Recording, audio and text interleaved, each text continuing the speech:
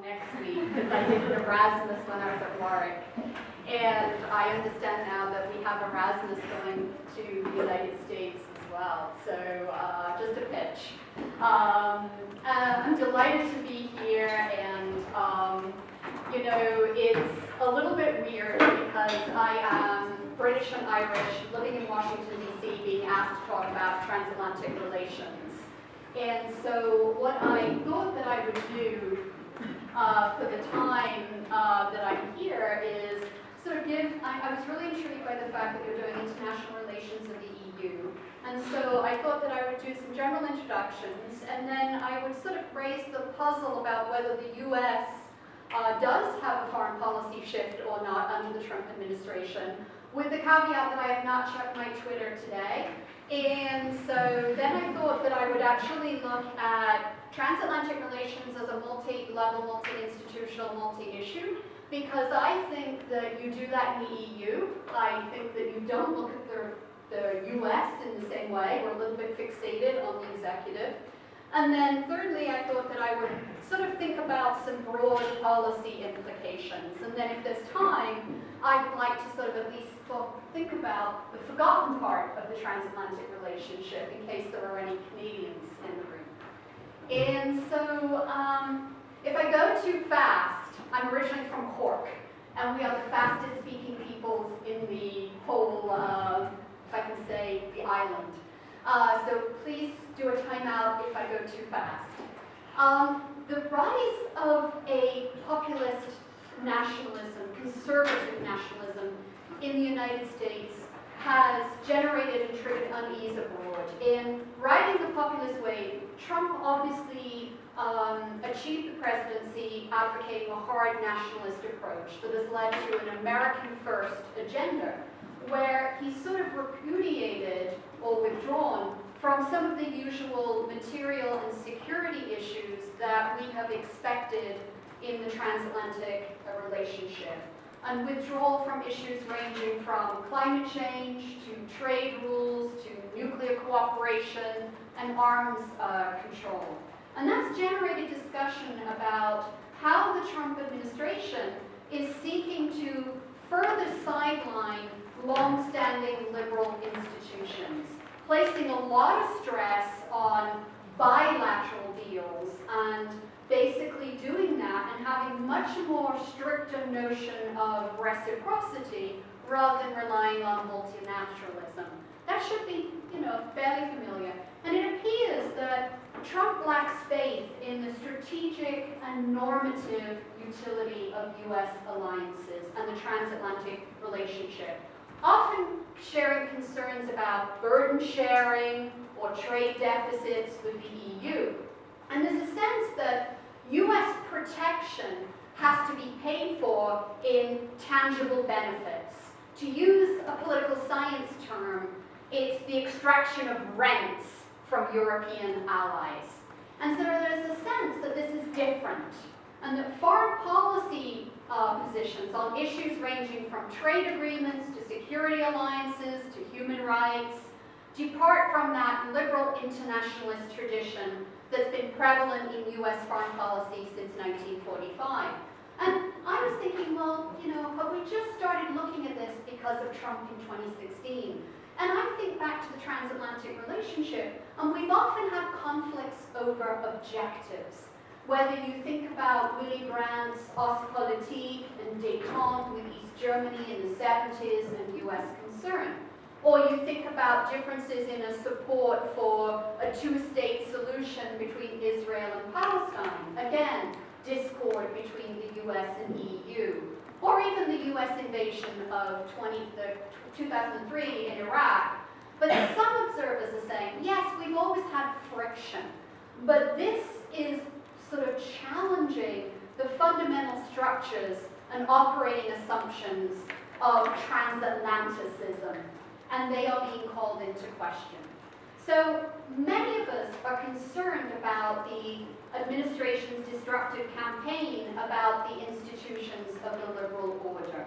And some people, some observers, particularly in the EU, have sort of pushed for Europe to enter the breach. with this new leadership of the European Commission, they argue that the EU is a creature of the liberal order and it has an existential stake in preserving it. So that's a very European perspective, and I'm not hearing that in Washington. And what we have seen is an incomplete effort to improve the liberal order, in my view, in the context of changing political realities. This liberal order is 70 years old, and circumstances have changed. And the result is a system that is simultaneously inclusive and ineffective. And what I mean by that is the liberal order, in the sense, the result of transatlantic exclusion? Is the problems with it the fact that it is, it hasn't caught up with broader geopolitical trends? So, have we sort of, there's a sense, a little bit of pushback on the liberal order that perhaps it's not so liberal when we look outside of the US and EU. And so, for those in the foreign policy field, and when I look at Washington when we write about this, the core of the liberal order remains transatlantic. The liberal order has been broadly delivered for Europe and the West. But the question then is, there are certain criticisms coming out of it. But the rise of geopolitical competition between the major powers has been intensifying during the past decade, so that now you also have state-to-state competition as one paradigm of international relations. You okay? And that has left the US to shift away from the importance of multilateral relations and that the EU or Europeans adhere to. And so the question is if everything is moving to geopolitical major power conflict on a state-to-state basis, is it possible that the EU is the outlier in the liberal order? And so the shared objectives, they share broad objectives, the US and the EU, but they're very different powers with very different strategies. And so, they focused in the transatlantic relationship, I think they have focused after the sort of crisis of post-Cold War, not just bilaterally, but they've also focused on issues beyond their borders, only to find now that many of the challenges of the transatlantic order are domestic. And so part of this debate was driven, this is a debate we've been having for probably since the end of the Cold War, or whether the glue would dissolve given reduction threats. This is my sort of general introduction. Partly, and you're aware of this, that first of all, the realists, I can vary, assume that the end of the Cold War represented an unexpected, in many ways, existential challenge to the relationship due to the collapse of the Soviet Union. And so they were sort of saying, is its time over? The institutionalists, sort of people like Cohen, argued, well, it's balanced by sunk costs. There's institutional patterns of cooperation we've had for decades, and that we need to expand the remit of what we do. And due to European enlargement, due to new issues, due to the rise of emerging powers, that institutionalized cooperation is still relevant. So I think two different liberal orders have emerged for the US and EU. The first one is a security order. My argument is it's asymmetric and it's hierarchical. And the security order, and you can see which is the hierarchy being the US. So it's asymmetric and hierarchical security order. And I would argue, using a phrase from comparative politics, it's classified as dependent development. And from the other one, it's an economic order. And that is very balanced in terms of trade and investment. It's a liberal, rule-based market order. And here, the economic order between the US and the EU is one of market power and competitive liberalization. They compete around the notion of market power. And so there's a general sense that, that maybe there's a rupture of interest, maybe there's a rupture of ideas in the current transatlantic relationship. And so that really does lead a sense to, is the relationship frayed? Does it matter? And is this a real credibility problem for it? So it leads me to my second slide. And, you know, I really think that we should think about the transatlantic relationship, you know, over issue, over time, and both over issue and over time, to sort of say, well, you know, is Trump really that different? That's the key issue here. And so I want to sort of say many issues have sparked disagreement between the United States and Europe for decades. And so if we look at it over 4 decades, and I look at my transatlantic relations literature on my shelf, I will see the same phrases used over and over again. Transatlantic drift, transatlantic volatility, transatlantic contestation, transatlantic adjustment. It's a constant feature, as well as, transatlantic resilience and transatlantic transformation. So for 4 decades, we've sort of used the same language to describe this relationship. And whether we look and use Simone Safati, Eikenberry, Lundstad, Dan Hamilton, Michael Smith, John Peterson, any of these scholars, there's always kind of a sense, there's also a normative sense. How can we make sure the transatlantic relationship evolves or continues? But the real question is whether the Trump administration's attitude to Europe is no different in substance than what previous administrations have tried to accomplish. So obviously, confidence in Europe has gone down.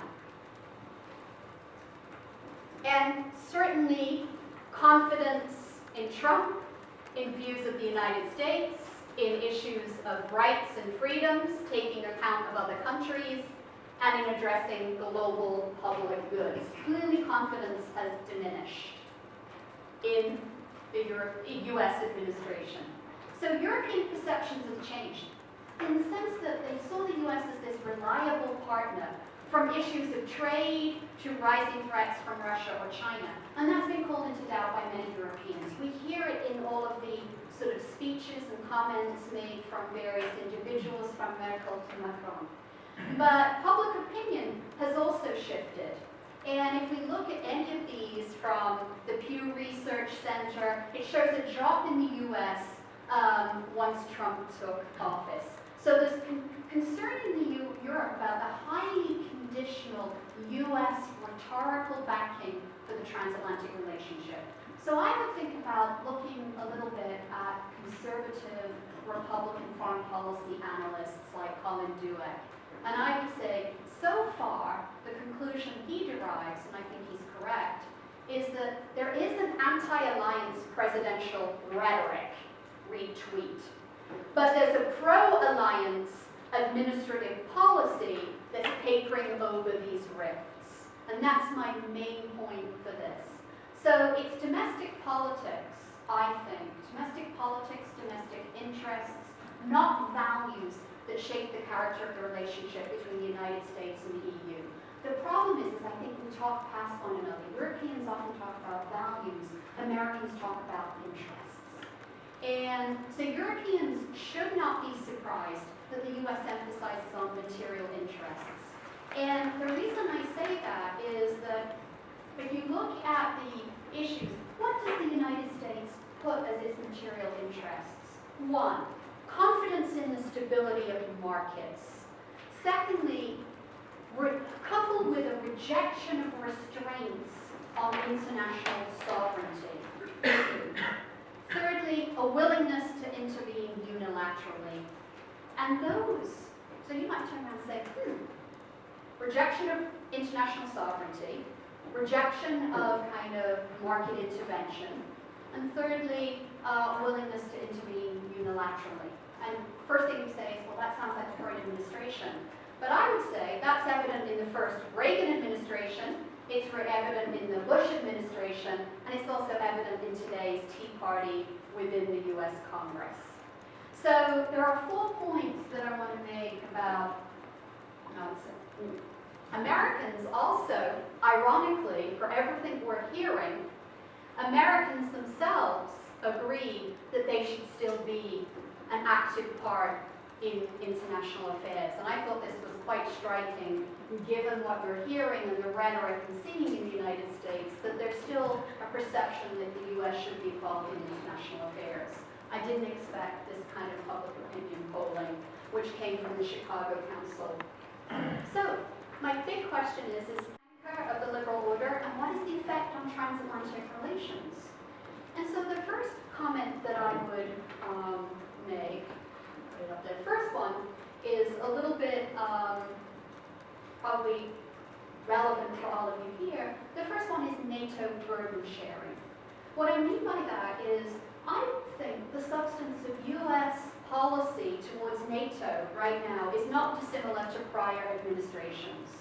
That the burden sharing concerns from the US date back to the 1960s. You go back to any congressional hearings in the 1960s, from Mike Mansfield in the Congress all the way to the present, and you will hear the Europeans need to pay more. And so I don't think that that is a stark departure from past practice from the United States.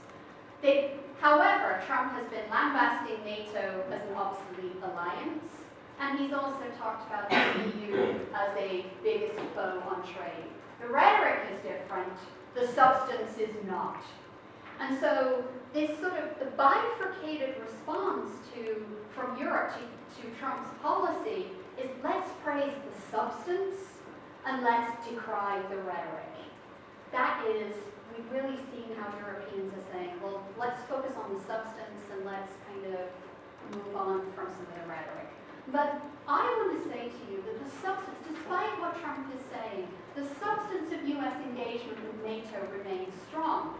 The Trump administration has accelerated funding for the European Deterrence Initiative, which began under the Obama administration.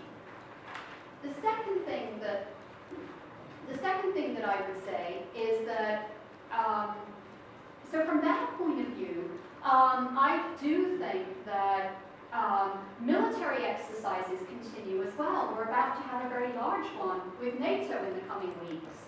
And so there is tension over tariffs with the EU. The US has outlined its negotiating objectives, and it's certainly agreed to have a much more limited US-EU trade deal. But the rupture that we're thinking about, if you look at NATO and actually substance, hasn't diminished. So the substance of US policy has largely continued and fallen in line with prior administrations. When Secretary of Defense James Mattis made some comments about burden sharing, I look back at former Secretaries of Defense, Ash Carter or Robert Gates, who expressed public criticism of Allied free riding. That's not new. But Congress has tried to provide assurance over the last 3 years, especially Article 5 commitments to NATO, but also in terms of sanctions. This is very complicated. After the US-Russia meeting in Helsinki, Congress wanted to demonstrate resolve in the face of Russian aggression. And so they passed something called CAATSA, C-A-A-T-S-A. This was the Mendez bill on sanctions, and that was countering the American Adversaries Act. And that led to some complications in terms of the fallout for EU member states and EU companies. They got caught up in the US Congress's effort to strengthen Russian sanctions. And so Congress, especially the Senate Foreign Relations Committee and the Banking Committee, have tried to work with EU partners to minimize the damage to European interests. But since the EU's economic relationship is much larger with Russia than the US, some collateral damage is inevitable. We may not like it, but that's the reality. So that's the first one. So the first one is on sort of burden sharing. How different is this administration? The second point is US distrust of European strategic autonomy. What I mean by that is Macron and others are talking about the European vision of strategic autonomy in defense and security. And that's designed designed to push back against the United States. So far, the goals do not match the reality of Macron's Europe, that it has the capacity to defend itself. As defense spending, from the United States perspective, defense spending in Europe and military capabilities are declining. But even such tentative proposals coming from Macron, coming from the EU about strategic autonomy have led to skepticism, if not outright opposition, in Washington. So this is not new. Macron's strategic autonomy and his initiatives are not new, and it's always been an issue of perennial distrust in such European initiatives. What I mean by that, American policymakers would prefer Europeans to spend more on military power within the confines of NATO, and they not siphon off the effectiveness of NATO and lead to some form of European security identity. And if we want to think about it historically, Madeleine Albright talked about the 3 Ds: decoupling, discrimination, and decoupling in the sense, decoupling from the alliance, discrimination, discriminating against alliance members, but you get the drift, the notion that in terms of strategic autonomy, the US has not liked this debate for almost 2 decades. The third issue is trade barriers and protection. Trump has a very transactional approach to international relations, basically configured around allied spending, defense spending, and the terms of trade. He's sharpened efforts to link US-European economic relations with US security guarantees. He frames economics in geopolitical, geostrategic terms. And so the way he would talk about it, the best way, he talks about the trade deficits with European member states. He doesn't talk about investment. He doesn't talk about the number of European multinationals that are in the United States and provide jobs and employment. What he tweets is, on top of this, the European Union has big trade barriers on US goods. No, we protect Europe, which is good, as a great financial loss. And then we get unfairly clobbered on trade. Change is coming. Very symptomatic of tweets. But the criticism of trade barriers is not new. This notion of Europeans are protectionist, Europeans manage trade and close markets, that dates back to the 1980s. Anybody who was in Washington in the 1980s, when the Europeans were creating a single market, heard a lot about Fortress Europe and the fear that United States firms would not be able to access that single European market, that they would be locked out. So the thing that I think here is that perhaps it's also a reflection of differences in discourse and approach towards trade and markets. The EU talks about trade for all, an ever closer union. But the United States talks about market fundamentalism. And they have gone after and criticized the European competition efforts, antitrust efforts of the Commissioner about going after Apple, Google, and Amazon. But quite frankly, if you look at what's happening in the United States, because the United States thesis is all about market fundamentalism and doesn't like intervention in markets, it sort of has been critical of the EU competition policy, antitrust, concern about monopolies. But if you look, the United States is shifting. The United States is shifting to the same position.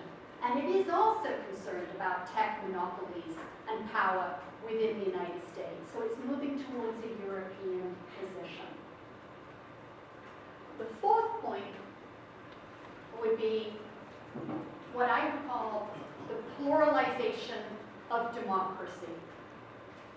And here, perhaps the concern that you have for the transatlantic relationship is about the indifference and diplomatic disengagement that seems to be coming from Washington, D.C. There's a sense that maybe the diplomatic engagement has been, with the EU, has shifted in the current administration. And people point to the downgrading of the ambassadorial role in Washington, D.C., which was then changed back again. You know, that you no longer have ambassador status. Perhaps they see it with small issues, you know, of lack of engagement, lack of diplomatic action, feeling that the United States is elsewhere. So I call it the pluralization of diplomacy. But I'm going to sort of say to you, again, is the Trump administration different? We should remember that Obama followed George W. Bush in experiencing and causing disappointment in the transatlantic relationship. While George Bush withdrew the United States from the 1997 Kyoto Protocol, mirroring Trump's withdrawal from the Paris Climate Treaty, that Europeans were also concerned about Obama's failure to move forward on closing Guantanamo Bay, from increasing U.S. reliance on targeted killings via drone strikes, and disagreements over the handling of private data by the U.S. and EU authorities post-Snowden. And so Jeremy Shapiro and Nick Whitney wrote, Obama is best viewed as being unsentimental and instrumentalist in his view of Europe and other potential partners. And so the Obama administration's pivot towards Asia and the Trans-Pacific Partnership negotiations caused a lot of deep concern in Europe and was a key factor in Europeans promoting TTIP, the Transatlantic Free Trade Agenda that happened under the Obama administration that was abandoned and not concluded. That said, so I'm making the case that yes, if we look over time, issues, transatlantic relations, how different is Trump and this administration? That said, how different is it in rhetoric? Certainly, how different is it in substance? We might have cause to reflect if we look at this historically over time. That said, there is a focus in this administration on individual member states as the primary interlocutor on a number of issues. So this is, you know, Trump prefers to deal with Germany or France than he does the EU. And both President Trump and Secretary Pompeo have made it clear that they see the relationship with Europe, not the EU writ large, as more important. And the most strident example of that was when Secretary of State Pompeo gave a speech in December 2018 in Brussels when he called into question whether the EU was acting in the interests of its member states. It's worth reading that speech. What I think it reflects is a nationalist, conservative perspective towards the world generally and working with like-minded partners. Notably, the partners they want to work with in the United States are those that are having the most difficulty with EU positions. So the U.S. administration has singled out those member states and those respective leaders which it refers to as like-minded partners. So the best way I can give you the example and framing of that is within this U.S. administration, the U.S. administration under Trump launched a Commission on Inalienable Rights. This Commission on Inalienable Rights was looking at human rights. But the perspective is not the ones that you think of in Europe, the right to protect, human rights, data privacy, the Charter of Fundamental Rights. What this perspective was, to give you an idea of the conservative nationalist thinking, was the perspective of the U.S. founders. And so instead of making human rights situational, like the right to protect, the focus is on the fundamental rights of life, liberty, and property. Emphasize that, life, liberty, and property. So it's very market fundamentalist, it's very right to life, and it's very much freedom of speech, freedom to the right to bear arms, and things that we associate with the United States. I don't know how influential this will be, but it has a lot of kinship with Hungarian and Polish Christian nationalism from that perspective. So there's no talk about democracy promotion from this administration. That is, I think, sense the way in which it's undermining one of the foundations of the liberal order. A second way it's undermining the foundations of the liberal order is the disillusionment with economic globalization and free trade. Basically, the US, like parts of Europe, are responding to the dynamics of exclusion. Exclusion from the dividends of globalization. And the tangible resentment that we are seeing from a lot of US voters and others against free trade. And reassessing what it means for free trade. At the end of the Obama administration, 56% of Republicans, the free traders, thought trade was a good thing. That support today has fallen to 36% amongst Republicans. So they're the politics, they're the party of free traders. There is not that overwhelming support. So the politics of the moment suggest it's very difficult for those who are trying to build support for a policy of free trade. So here,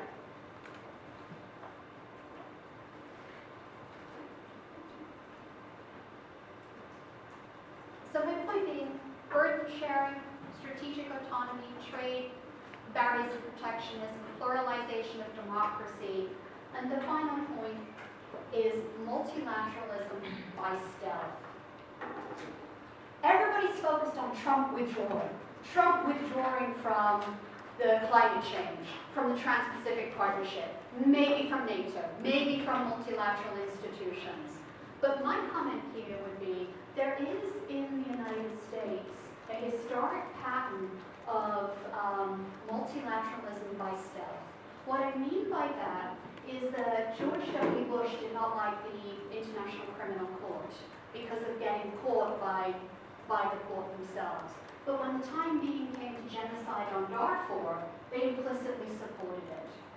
And secondly, when you found that the U.S. did not support the anti-personnel mines because of their issue of mines in North Korea and keeping that border.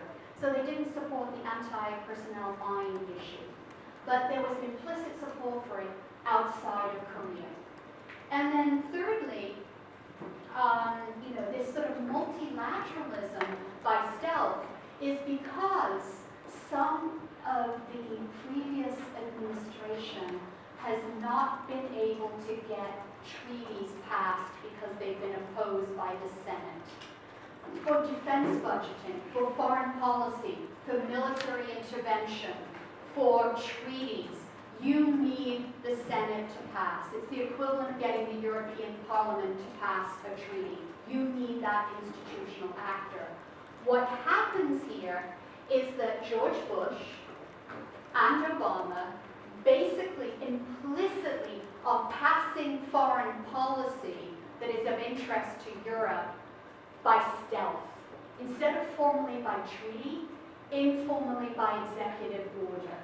As a result of that, what do you think happens when you pass something as a president by executive order? How do you think that Obama got JCPOA, the Iran deal, passed against Republican opposition in the Senate? He gave one speech on Iran, and it was at my university, at American University, and he could not get it passed. So what does he do? They move to multilateralism by stealth. They sign it by executive order. What does that mean? It means that there is no institutionalization of those policies. They don't go deep in the United States. It also means it's very easy to reverse them. So what does Trump come and do with JCPOA, the Iran deal, when he comes in? he withdrew it. Why? Because multilateralism by stealth doesn't have formal treaty commitment. So it's the issue here of credible commitment by the United States. And that's something that we should think about, is the informal multilateralism by stealth of the US and what that means for Europeans. Why does that matter? Because Europeans are all about rule of law and treaties and legal frameworks. So there's a misfit between how the US is pursuing multilateralism and how the EU is pursuing multilateralism. So my comment on those, just to get you to sort of provoke you to think about, is transatlantic relations different, is to then sort of turn around and sort of push back a little and say, what does transatlantic governance actually look like? Is it different under the Trump administration? How is it managed currently in the current climate? And thirdly, are we looking at transatlantic relations properly? And we do have policy divergences on a wide range of global issues between the US and EU. But we also have a tendency to look at foreign policy as if everything revolves around the executive, as if everything revolves around the White House. And so I think the foreign policy is much more fragmented in the United States across institutions and policies. And because foreign policy is fragmented, I think it's different based on which player, institution, and policy area. And a few years ago, Mark Pollack and Greg Schaefer wrote a book about the increasing transgovernmentalism of transatlantic relations. There was a lot of government-to-government, transnational, transgovernmental ties, and that they were very important for the transatlantic relationship. So when you study the EU, you're very willing to look at European governance. You're very willing to talk about inter-institutional relations, the relationship between the Commission, the Council, and the Parliament. You're very interested in looking at the effects of the Lisbon Treaty on the Parliament, or the effect of the increased role of trialogues in the European Parliament, or the role of the Parliament, particularly in Belgium, on trade agreements, the institutional dynamics. We're also interested in the EU on the new intergovernmentalism, the notion we've got more and more policy coordination among member states. That's a new kind of way that we're doing in things like the Eurozone or even in European security, enhanced cooperation, right? And so, why don't we think that way about the United States? About interinstitutional, multi-level governance. That's the way you look at the EU if you see it as a federal system, multi-level governance or interinstitutional. The US should be viewed the same way in terms of the transatlantic relationship. So what I mean by that is I think we need to look a bit more at the organizational structure and bureaucratic politics in the US to think about transatlantic relations. And here I think that just like the EU has transformed governance, the US has transformed its governance. And so the first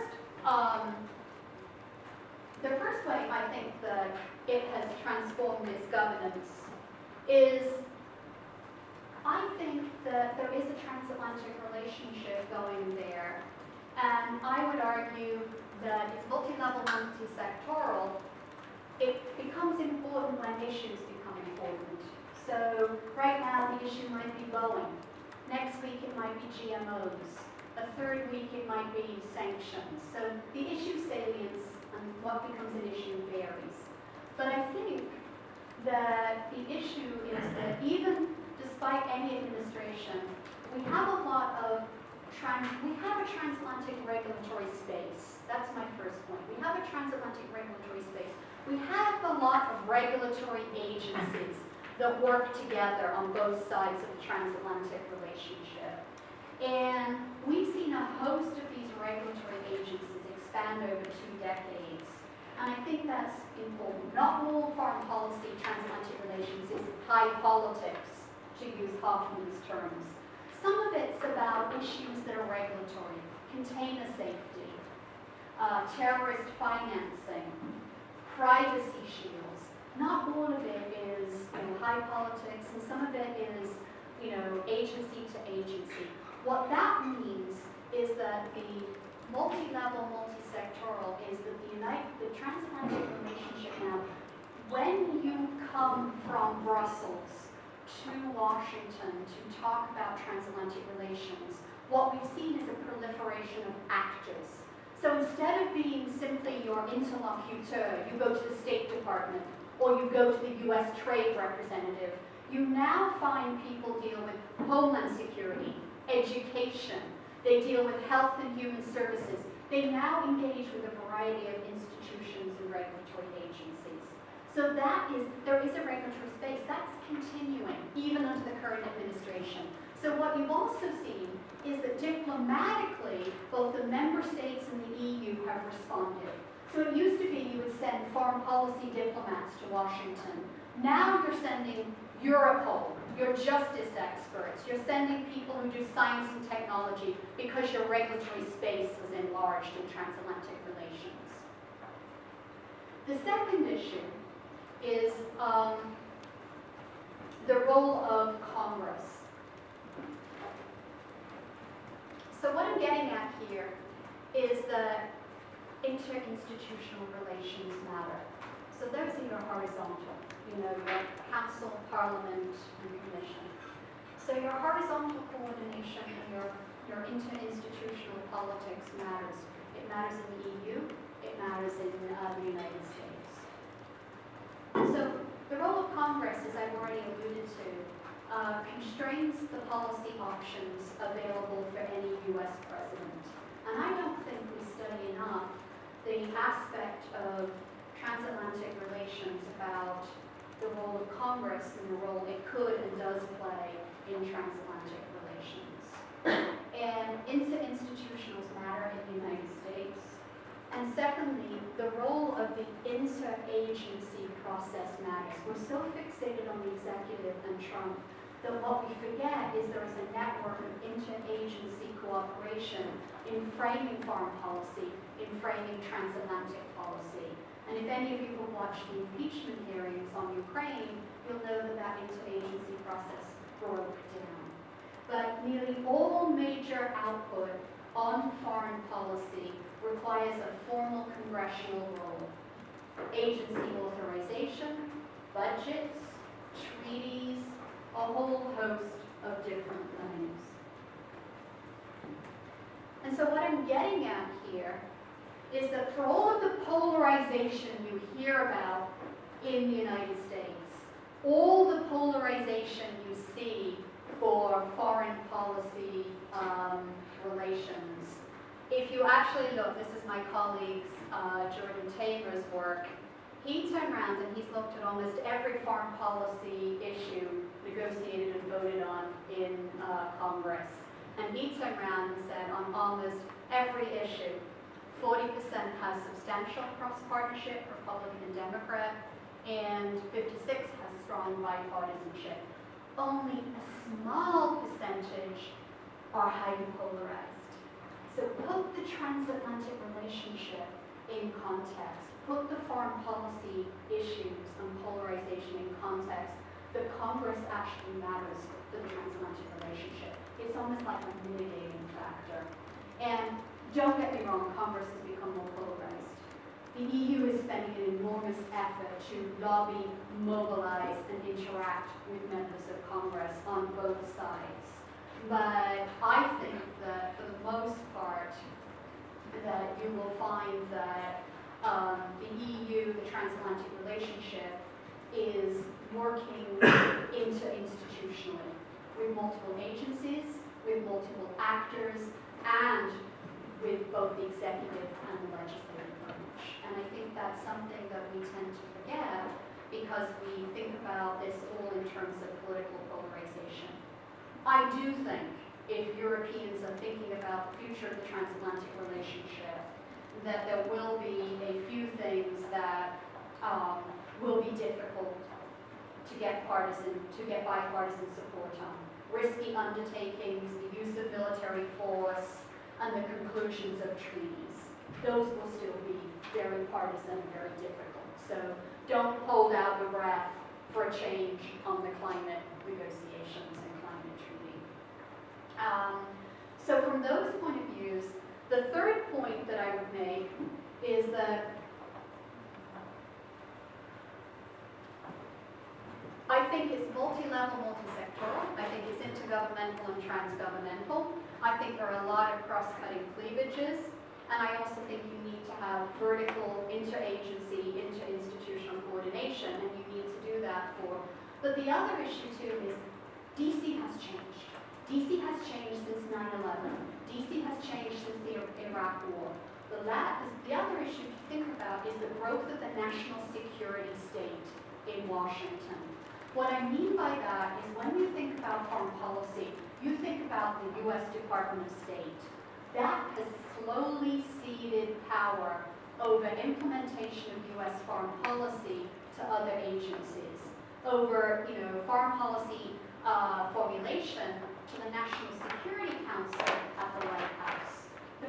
The hollowing out of the State Department is real. The lack of appointments at State Department is real. What does that mean? That's always been the main interlocutor, the main person or agency that the EU has interchanged with. What we're seeing is the growth of the national security state. What is the EU? It's not a security actor. But what we're seeing here is that it's the Pentagon that regularly engages in diplomacy with foreign leaders to an extent that we see few parallels with in American history. And it's not just the military occupation and conflict zones. It's expanding to a range of non-traditional tasks. So what is happening is the number of veto players in foreign policy, the number of actors is expanding. And so as a result of that, the EU has traditionally gone to USTR, trade representatives, the State Department, but now it's having to work with its counterparts, including the Treasury on the digital tax, Homeland Security on intelligence sharing, Justice Department on antitrust, and it's basically involved in a multi-level governance. And so the EU itself is having to expand its repertoire of foreign policy engagement, but it also needs to be aware of the shift from kind of a more civilian machinery to one that is more of a security state and a military aspect of foreign policy in the US. And then finally, the vertical. The EU is effective. The EU is federalist. The US is federalist. And so on the one hand, the comment that I would raise here is states, US states. We don't really think about US states in foreign policy terms, but states are much more important in the US than we give credence to.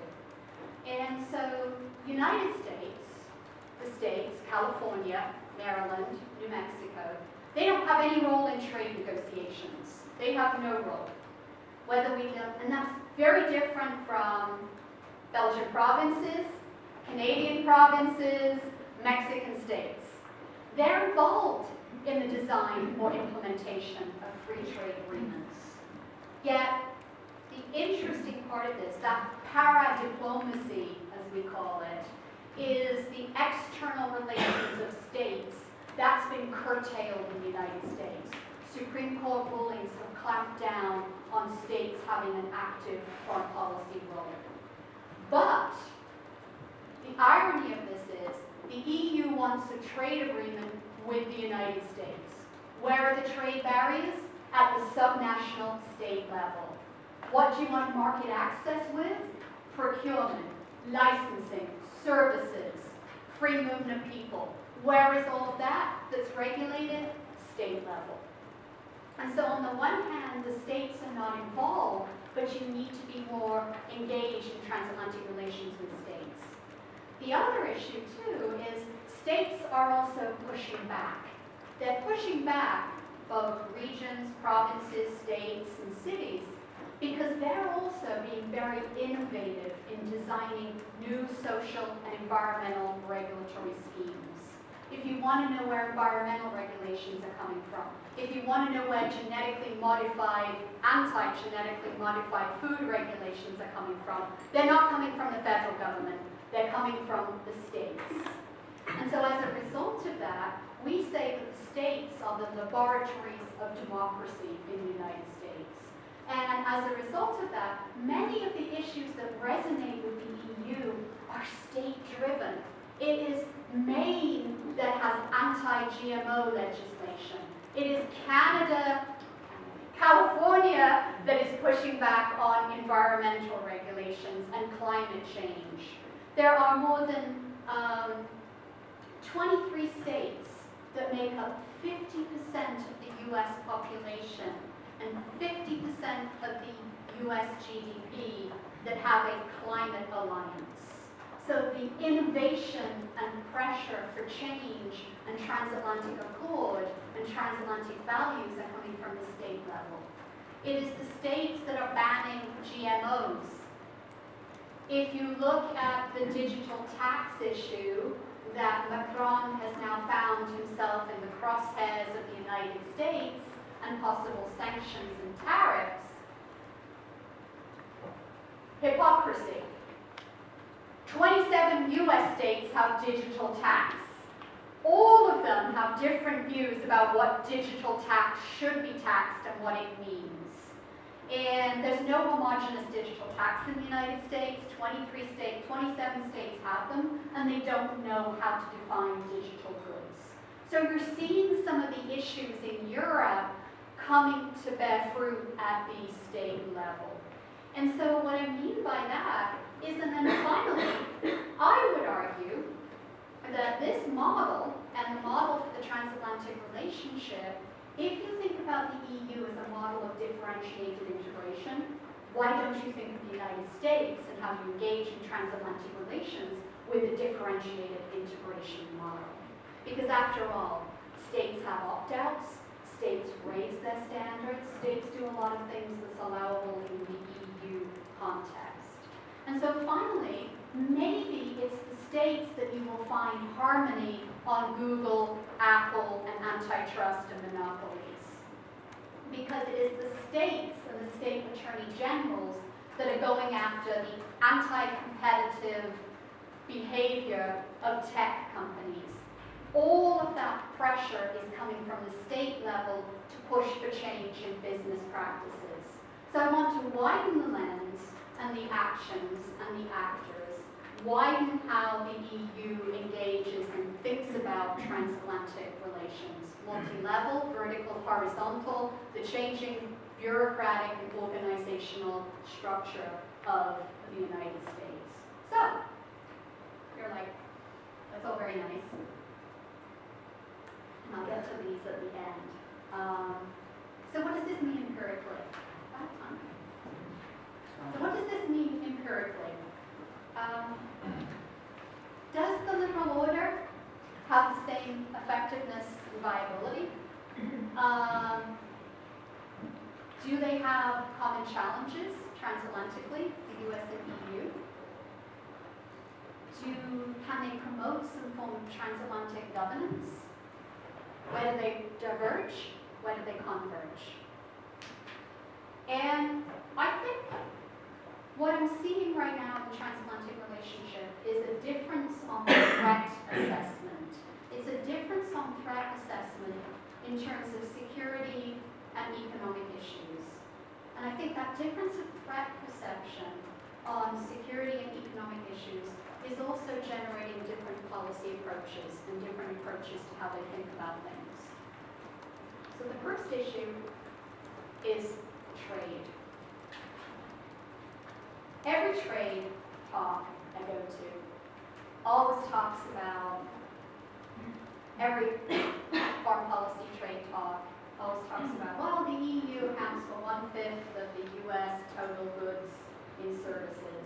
The United States and the EU are each other's largest destination for foreign direct investment. They always talk in very nice platitudes about the balanced trade and investment relationship and how important it is in terms of supply chains, cross-border trade and investment. That on the surface looks very, very good. And the U.S. Bureau of Economic Analysis said, yeah, the U.S. and European economy last year generated $5 trillion a year in foreign affiliate sales. And they directly employ about 9 million workers on both sides of the Atlantic. If you take those stats, then the economic relationship is very, very important. But I also think that the global south, so to speak, is also rising in terms of its share of gross domestic product.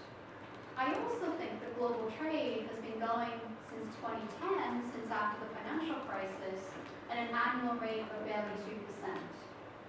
And so we need to be more careful in looking at our statistics. And then I think added to that, the sentiments against globalization in the United States and Europe is offset by the fact that in public opinion in China and India, there's been a gain in traction which is strongly in favor of globalization.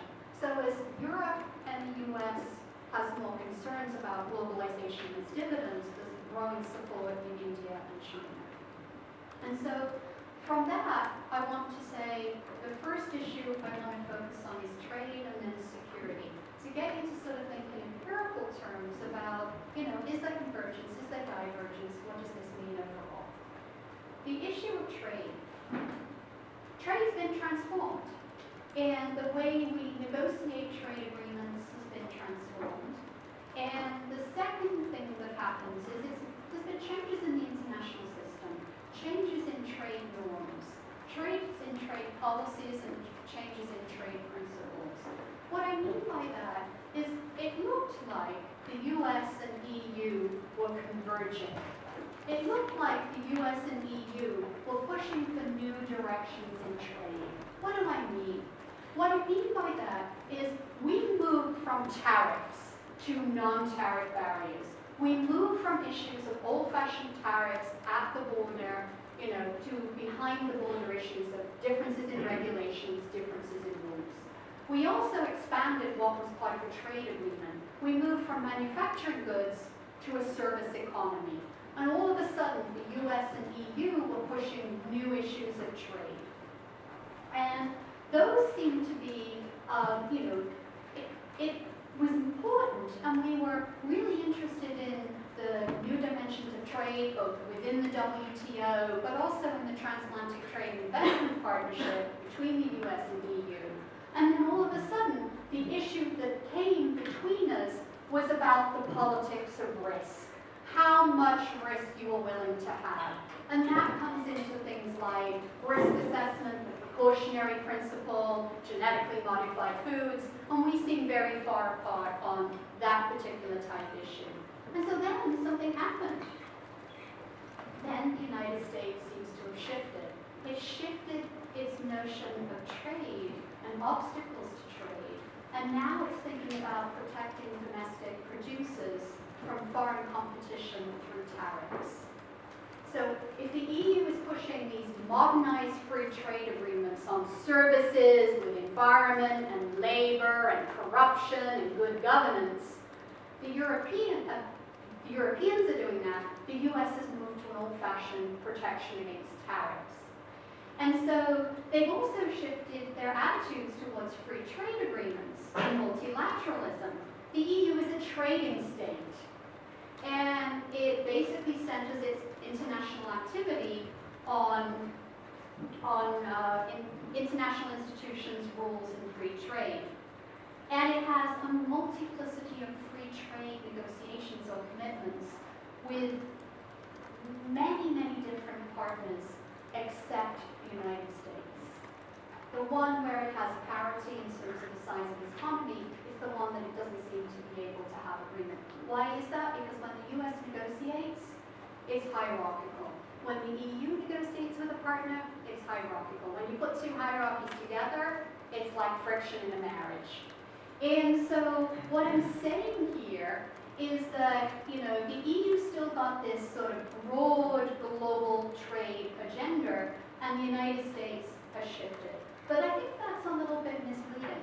The EU is a trading state. It's got multiple trade commitments. Japan, Singapore, Vietnam, now Mercosur, Canada. It's got this whole sort of array of free trade agreements. It's negotiating with Australia and New Zealand.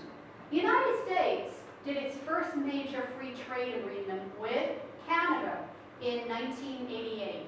Since then, how many has the United States signed? 14. How many has Canada signed since the same period? 44. And I would say that the EU matches the Canadian model. So I want you to think about where the United States is. It's increasingly on the sidelines here. And so as, the Commission is all about trade opening, concluding negotiations, even if it thinks it's going to negotiate with the United States, it will not be a modern, ambitious free trade agreement. It will not be a TTIP 2.0. It will be a TTIP light. The negotiating objectives between the US and the EU are very limited. They're limited to industrial goods and tariffs. And I would tell you that that very minimalist free trade agreement that you may or may not get with the Trump administration, that was the original one that the US Chamber of Commerce tried to get done through TTIP. It's been around for a while in Washington. Let's just get something agreeable, reachable, deliverable. Let's not do this ambitious thing that the Europeans keep proposing. We'll never get there. And I would say anybody who's looked at the history of US-EU trade negotiations the last 30 years will say that the minimalist one is probably more deliverable than the European set of objectives. So the US, if you look at the contrast between all of the negotiations that the EU has, or it's concluded, or it's accepted, or it's in progress with, if you look at that, the problem that the EU and the Commission will have is many of the asks that it wants are at the subnational level. The subnational states are not sitting at the table, like the provinces in Canada or the states in Mexico. The second issue is what's really interesting in US administrative law is that states can voluntarily sign up to the agreement. So certain states can actually opt out. So you could have an agreement on government procurement, purchasing, to basically bid on contracts, which is really, really significant at the state level. And you could have 20 states opt out. So your notion of a free trade agreement is really quite important in the context of federalism. So the other problem is if you look at the success of the EU, the US negotiations have stalled. Stalled on China, stalled on USMCA, limped along on Japan. You look at the EU's success versus the United States. So what I'm saying here analytically, in the 1990s, right after that first free trade agreement between the US and Canada was signed, and into the 1990s when NAFTA was signed, that the US and EU had a pattern of competitive liberalization.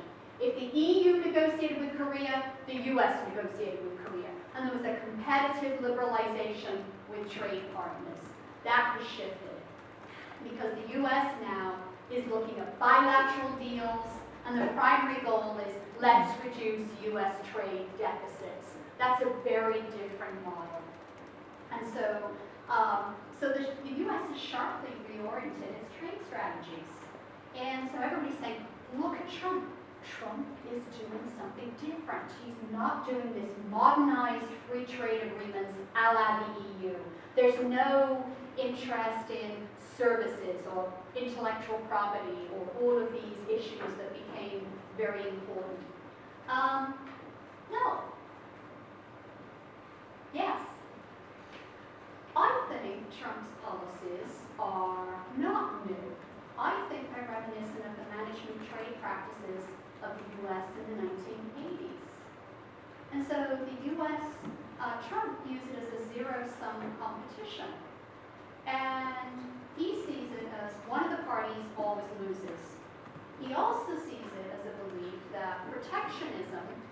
the gateway to prosperity.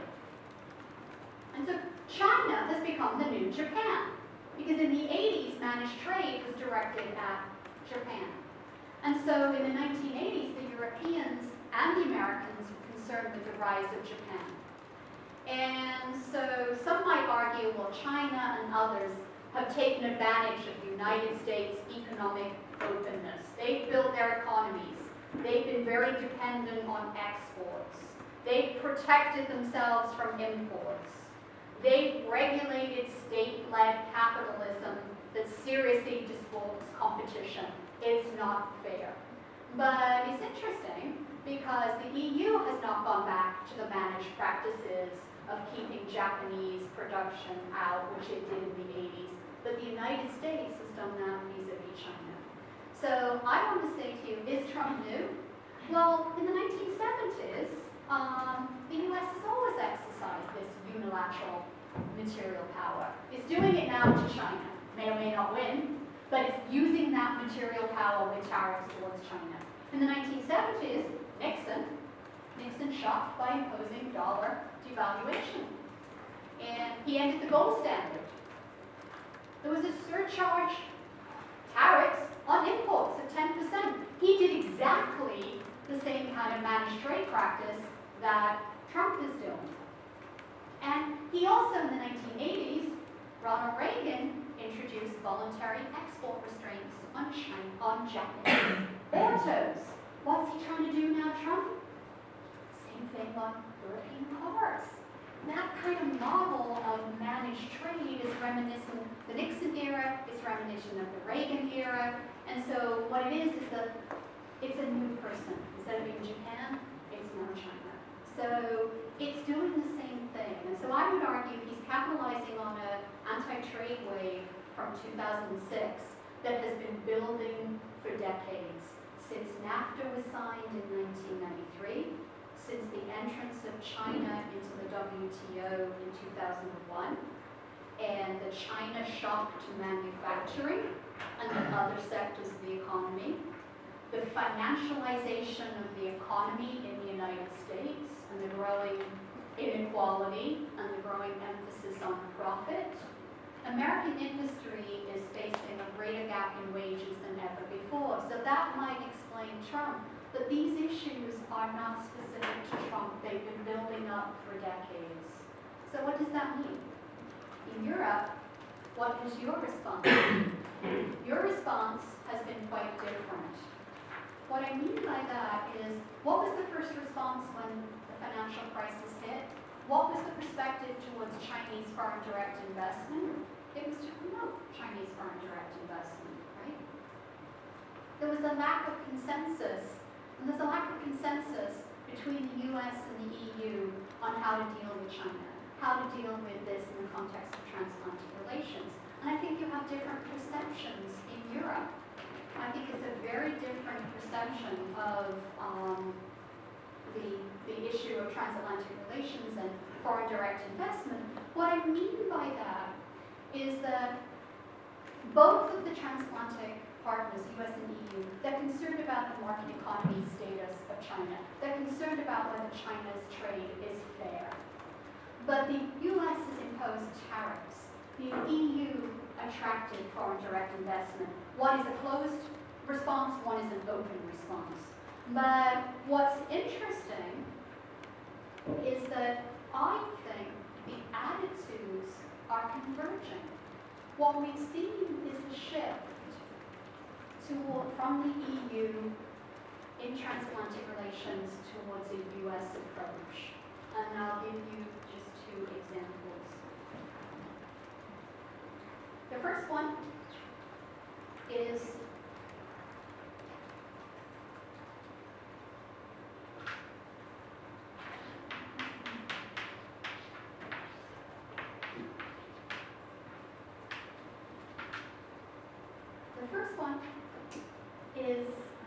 you're now in Europe concerned about foreign direct investment. Initially, Chinese foreign direct investment in Greek port. A little bit of concern. Now you have taking over Syngenta in Switzerland. taking over robotics companies in Germany, all of a sudden, from having different national regimes about Chinese foreign direct investment, you're really concerned about it. And so what you started to do is start to have a harmonized approach. The second area is your concern about 5G and the issue of risk assessment, connectivity, privacy, and so forth. But at one point, you had very different national perspectives, and you were treating them as a trade issue. This will be important for competitiveness. This will be important because of the decline of the global economy and the financial crisis. We need that investment. We need that connectivity. In the US, it's framed as a trade and security issue, and I think that's where the Europeans are going. That's where I think there is some room for good transatlantic cooperation, good transatlantic convergence. And the two examples that I would use would be CFIUS, foreign direct investment, and 5G. And my comment is, what is CFIUS? It sort of sounds like a Greek tragedy. CFIUS is the system of foreign policy scrutiny of foreign direct investment in the United States. What's important about CFIUS is that that used to be about could a foreign power buy military or intelligence companies, activities, could they invest in military or intelligence? And the answer was typically no. And, there was a scrutiny process and a screening process, and the United States was very reluctant for others to get into their national security state. What has happened with CFIUS is all of a sudden the United States has realized that CFIUS and Chinese foreign direct investment is now moving into tech companies. It's now moving into robotics, biotechnology, and, if you like, Silicon Valley. And all of a sudden, those startups, venture capitals, are increasingly under scrutiny in the United States. What we have seen is an explosion in the Trump administration of denials of foreign direct investment, particularly in high-tech sectors.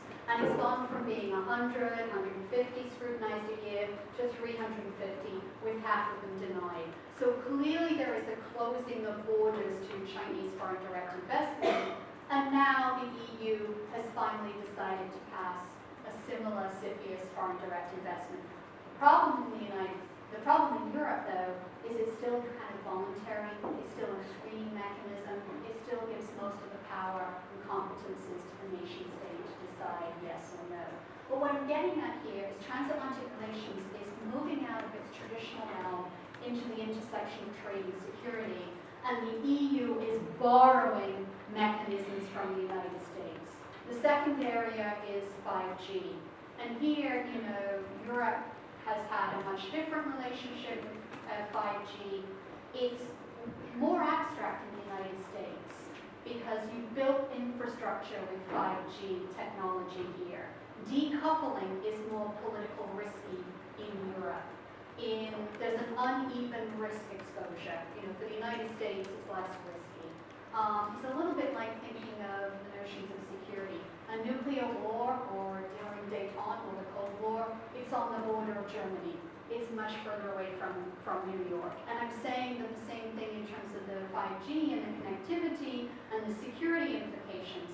Having said that, yesterday the European Council finally came up with a policy on 5G, talking about the security risks of 5G, the connectivity, the issue of the security implications of 5G, the commitment to realizing the supply chain components, realizing the privacy components. I would argue that moving in a U.S. direction. Those kind of things are not talked about in transatlantic relationship. They're the kind of policy convergence, but they also reflect a sort of a U.S. framing and a U.S. narrative of the intersection of trade and security. So I'll leave it in that, and I want to sort of make some final conclusions. Is that okay? I'll make some final conclusions. And I think trade and security, the transatlantic relationship, it's vested, it's institutionalized, there will be issue irritants, there will be increased convergence and divergence. I think we need to pay more attention to the interinstitutional components. Just like you make a conscious decision about the composition of the new European Parliament and how it'll have a Green Deal and Green parties, I think you also need to pay attention to the fragmentation on trade within the US Congress. And here I think it's probably more difficult for the US on trade issues than Europe. What I mean by that is the progressive wing of the Democratic Party, Sanders and Warren, and the Trump Republican base are increasingly skeptical about trade. And that fragmentation can also be compared to the European Parliament with the surge of the Greens and the Green New Deal. So I think differences on trade are going to become more salient. I think secondly, there'll be an intersection of trade and security in a transatlantic relationship. I think there are multiple institutional veto players. I think they're going to have to take into account three pieces of conclusion. The first, I think transatlantic relations in the medium to long term, will they get back to normal? Are they different? Europe seems to be waiting out the Trump administration, offering a sort of semblance of a trade deal in a limited sense, mitigating the effects of tariffs, nothing like the ambitious TTIP, not even initiatives going back to the Bush or Clinton administration. It's very minimal. There may be, but Europe needs to, it's going to have to expect differences to continue across U.S. foreign policy. The U.S. foreign policy community is divided on issues such as defense spending, sovereignty, and climate change.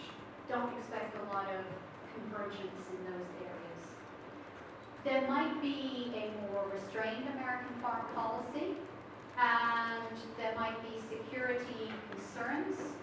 Those security concerns that the U.S. will have, that the EU needs to take account of, is that the U.S. sees trade as a security concern, and that's the way it will uphold the global free trade order. That's the first one. The second one is, I think this is a reflective of broader changes of the liberal order for transatlantic relations. I think we need to ask ourselves, with the political polarization in Europe, in the United States, can we continue to provide global and transatlantic public goods? Can we continue to do so given our domestic political polarizations? And the second issue is we've seen other countries, if the US and EU don't do it and don't cooperate and don't have a sustained transatlantic relationship, we've seen other countries build liberal trade agreements and arrangements without the United States. Japan has pursued Trans-Pacific Partnership. The EU and Canada are pursuing dispute settlement reform. 150 countries are talking about digital tax in the OECD. So there is multilateralism taking place, oftentimes without the US or the US on the margins. So what does that mean for the transatlantic relationship? There are new institutions coming up. We talk about the liberal order as Western, as transatlantic, as US-EU, but there are new institutions coming up, competing ideas, norms, institutions that are now at play in the changing distribution of power. My colleague Amitabh Acharya talks about the range of regional and plurilateral agreements, the various forms of partnership involving governments, private parties, civil society, across security, across climate change, across human rights, many of which are not the product of US leadership, they're not indebted to American leadership, and they're not necessarily pushed by the transatlantic relationship. We can think about these as the China-initiated Multilateral Asian Investment Bank, AIIB, or OGLE, the One Road initiative. And that's attracted some European intervention and engagement, and some who have not. So the EU and European member states are also looking at other multilateral arrangements, not just the transatlantic one. And so from that point of view, that said, that should concern Europe. What should also concern Europe is, Europeans want continued interest, but we tend to forget that the US is also an Asian partner and has an Asian relationship. And I would say there are some parallels with what the US is doing towards Europe in its transatlantic relationship that it's doing towards Asia. And right now, the way it is treating ASEAN or the EAS is very similar to how it's treating Europe. So I also think both Europe and the United States will need to keep pace with these new partnerships, these new trilateral, plurilateral, quadrilateral agreements, otherwise they will end up being marginalized.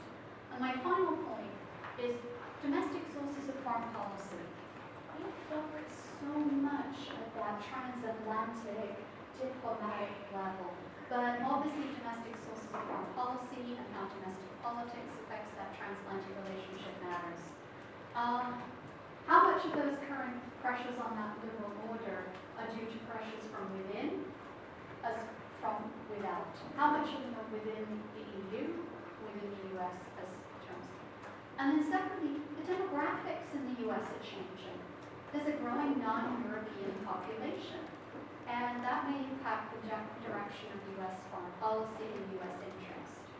And I do think, though, as several of my colleagues in Washington have observed, when you look at the transatlantic alliance and transatlantic allies, I think you're going to have to come to terms in Europe how this administration has broken pre-existing orthodoxies. They've opened up fundamental debates about American foreign policy. The question is, this won't be turning the clock back. We won't go to some Obama era, and even that Obama era obviously had some differences. And so I think we need to also, quite frankly, acknowledge that the great majority of conservative GOP voters who will be voting in 2020 support the Trump administration's foreign policy approach. So the bigger question is if you're a policymaker or a student, is to sort of ask yourself those questions.